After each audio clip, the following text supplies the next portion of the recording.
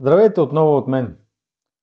Аз съм Иван. Днес ще си поговорим за нещо много важно. Как правилно да съхраняваме и използваме смазочните продукти, за да запазят качествата си възможно най-дълго. Все пак, никой не иска да си купува масло, което вече е загубило свойствата си, нали така?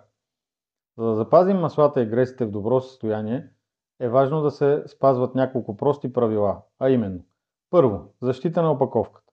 Винаги тубите, варелите и контейнерите трябва да се съхраняват на сухо и хладно място, далеч от пряка слънчева светлина, дъжд, сняг и екстремни температури.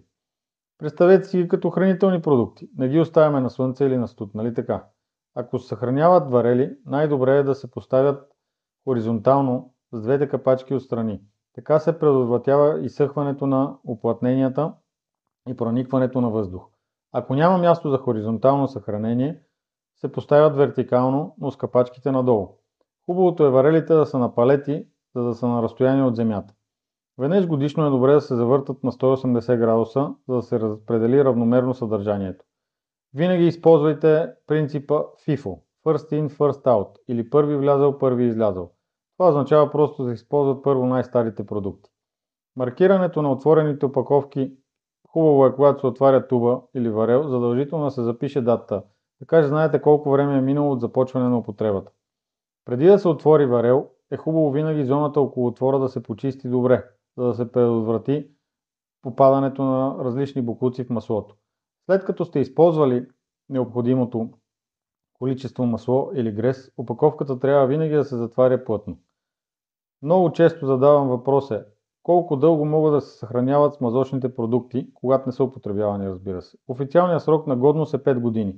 Ако са съхранявани правилно обаче, честно казано, могат да се използват и доста години след това.